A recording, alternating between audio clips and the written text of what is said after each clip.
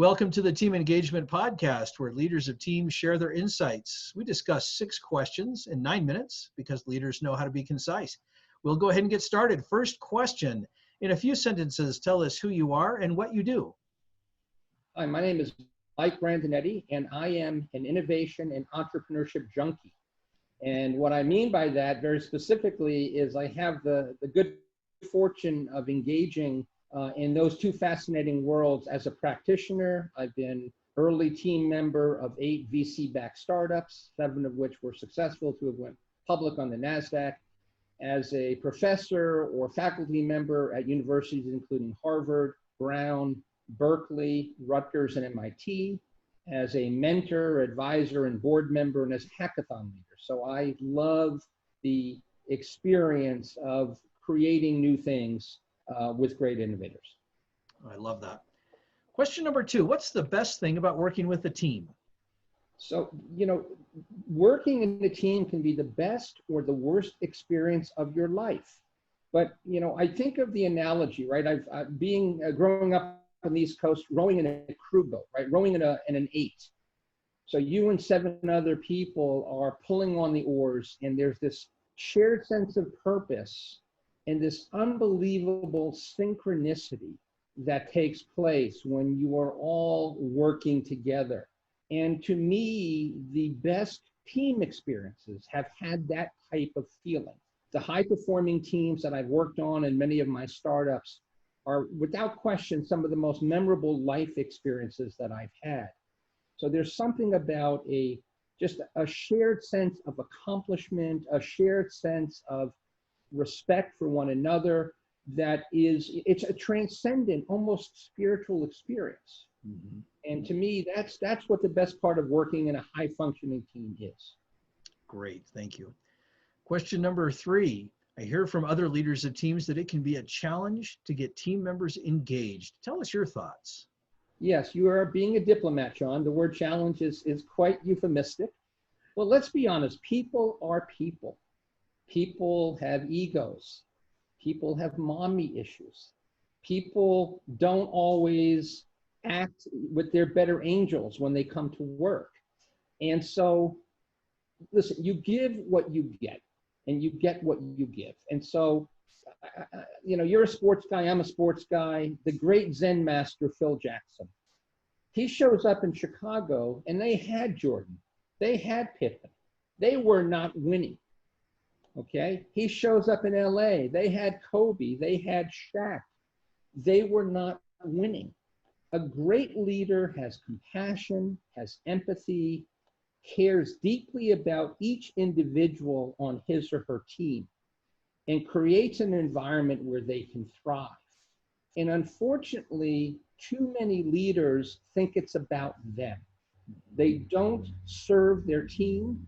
They don't often even really, have the compassion, right? It's about, I need someone to get a job done. You happen to be working for me. I'm paying you. Go get it done. Mm-hmm. So I think that great leaders need to bring so much more than just their professional experience to the workplace to drive the kind of performance that you want out of great teams. And that means treating your people like adults. So I'm a big believer in the Daniel Pink model of a shared sense of purpose. If you're not part of a team where you've really filtered out, does this person align with my purpose and values, you're not going to be successful no matter how good you are. But we're all creative beings. We all crave autonomy. Give me the mission and then let me figure out how to get it done. And what I care about more than my next bonus is the ability to master what I do. Give me chances to grow as a professional. Give me more responsibility. Give me, new things to think about, new learning curves. So to me, that's what it's all about. Such great insights. Thank you for sharing those. Question number 4, what other piece of advice would you have for leaders of teams? So I would say that, in today's world, right, as we go through this extraordinary health crisis and we're working remotely, I think leaders of teams need to be even more focused because you don't have those natural opportunities to go out and have beers after work or go out for pizza at lunchtime. So I think it requires even more creativity, even more energy. There's a lot of different experimentation. There was a great article in the Wall Street Journal this weekend that referenced the biotech industry specifically, and all of these different things that bosses are doing. And of course, everybody's done the virtual happy hour, but now they're bringing in, bartenders, or they're bringing in sommeliers, and they're trying to, bring more value to people at home, or they're having cooking classes and, giving teams an opportunity to socialize, even though they're not in the same room anymore. So I think it requires that extra level of effort to keep those connections tight and to keep those relationships strong while we're not hanging out with one another or going off to sporting events or bars or whatever else we do when we want to, have a human experience with our fellow teammates. Mm. I really appreciate you sharing those ideas, especially under the current conditions where so many people are disjointed. So that's a great up-to-date and current application of how to be an effective leader. So that's great information. Question number 5, what other successful leaders of teams, such as yourself, would you like to recognize that have had a positive influence in your life? Do we have like 3 hours? I wish, because I'd love to hear all of it. So let me share 5 or 6, right? I could go on, right? And I consider myself very privileged, right? So I'll start off by saying I was fortunate enough to work at Hewlett-Packard back when Bill and Dave were still involved in running the company. And I learned what it was like to work for leaders that walked the talk, that long past the fact that they became billionaires, long past the fact that they were world famous, they still engaged with their employees. They still practiced the HP way. They still took great interest in what people were working on. They were accessible, they were humble, and they were fully human. And so to me, they set a very high bar. And so, I've had the experience of working with some great leaders and some horrific leaders. Having done 8 startups, the egos in the startup world sometimes are just horrifying. But let me recognize some people that I've had a chance to get to know and work with. One is Iqlaq Sadhu. Iqlaq is the executive director and the chief scientist of the University of California at Berkeley, Sutarja Center for Technology and Entrepreneurship. He's been running the center for 15 years. And he's really doing God's work because so many engineering programs are so theoretical. And what he does is he brings together technology and innovation and entrepreneurship in a very accessible way. And he gives students the chance to really lay hands on what they need to be successful, what they need to learn and do to be successful. So Iqlaq Sadhu would be the first person I'd want to talk about. Second person I want to talk about is Brendan Donahue. Brendan Donahue is the managing director of the NBA 2K League. Now, the NBA, as we talked about before we started, has done a remarkable job as an institution and not just during the bubble, but for years, right? They're truly pioneers. He spent many years working at the team level in the league. He worked in their very, very legendary, what's called their team marketing and business ops group. But he was the first guy to lead a full esports league with the professional major sports league. So the 2K shows, and this is something I hope our friends at Major League Baseball figure out someday, that you don't have to lose your next generation of fans, that you can have guys our age that might want to watch on cable, but there's a whole new generation of kids that are digital natives that just engage in sports in a way that we've never dreamed of. And the NBA has figured it out, and Brendan Donahue deserves a lot of credit for that, and he's a real innovator.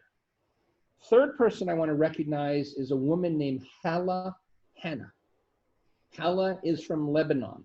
She's currently the executive director, managing director at MIT Solve.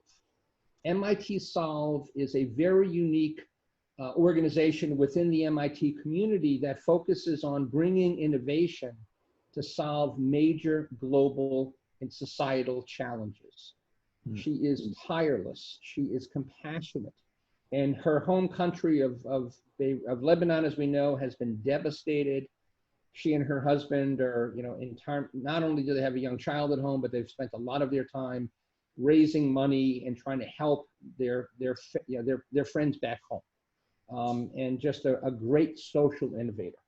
Fourth person I want to mention is a former mentee and a longtime friend, Morten Sigurdsson. Morten is a Dane who I met when he was one of just a handful of founders of a company in Denmark called Omada Systems in the identity governance space. And he and his colleague Christian Sendevad have built a globally significant business. And they've always understood they needed to come to the States to get the kind of liftoff that they were looking for. They bootstrapped this company. They became the Microsoft Global Partner of the Year 3 years in a row. No one had ever done that before. And what I love about Morten is that everything we talked about with leadership and culture, he got it, right? He's a Dane, but he had people from 33 countries on his team.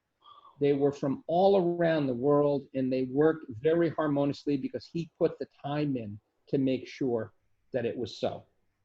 I then want to mention Scott Drakakis, and I hope I'm pronouncing Scott's name right, but Scott runs the medical division of Stratasys. Stratasys is the largest 3D printing company in the world. And during the very early days of the COVID-19 pandemic, he opened up the entire 3D printing capacity for free to make PPE. So they got a phone call from the Mayo Clinic, desperately needing thousands and thousands of face shields and masks. And that led to Scott saying, for the next 90 days, anybody that needs our 3D printing capacity, bring in your designs. We will print and ship for you. Okay, incredibly heroic, noble act. And then the last name, and I want to be fair because we're going to run out of our 9 minutes here, is an entrepreneur from Nova Scotia, Canada, a guy by the name of Chad Monroe, another mentee of mine who was in the biomedical space, who's been at it for 15 years. This is the kind of guy that he literally put a second mortgage on his home because one of his major Japanese suppliers delivered products that did not work, even though he had paid for them. And he was so committed to not letting his customers down that he took strong personal financial risk to make things right. He has as much integrity as any human being I have ever met. And I am proud to have mentored him and proud to have become a colleague and a friend of his. All of them would be great people, very thoughtful people, very articulate, eloquent people to join you at some point on this podcast. I have great respect for all of them. Well, I appreciate that. Those sound like just absolutely fantastic people with very unique and fascinating stories and experiences. So thank you so much for recognizing them and recommending them for the podcast. I appreciate that. Well, last question. Tell us about your first job. Yeah, if we're talking about my first non-professional job, I was a newspaper boy at the age of 7. So my father grew up in the Depression. And when you are shaped in the crucible of the Great American Depression, teaching your children about the value of a dollar was a very important part of my father's, intent. And so his message to me and to my brothers and sisters, but as the oldest, I got it more than most, right? Because the oldest always do, was if you're going to have spending money, you're going to earn it. And so I started delivering newspapers at 7. I kept my paper out all the way through grammar school, saved several $1,000s, and bought my first car with cash based on the savings, right? And it was, you look back, and I know at the time, being a baseball guy, I'd have to leave the baseball diamond in the middle of a beautiful summer afternoon, and all my friends were still playing, and I'd have to be the guy to go home, get on my bike, wrap the papers, drive around the neighborhood. But as I look back, it was an incredibly important experience that shaped me. And I'm very grateful to my dad for that kind of mindset that he's instilled in me, right? I have no sense of entitlement. I understand if you want something, you've got to work for it. And I try to convey that to my students and my mentees. Nothing comes for free.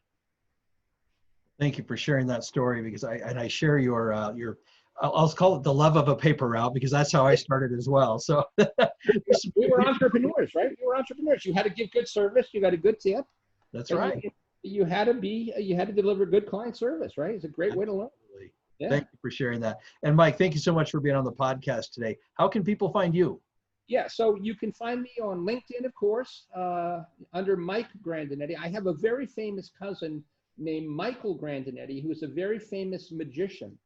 But I go by Mike Grandinetti, and I think I think people will see. I'll come up pretty quickly. You can find me on my website at grandinetti.co. You can find me on Twitter at Mike Grand and the number 1, no space. Very good.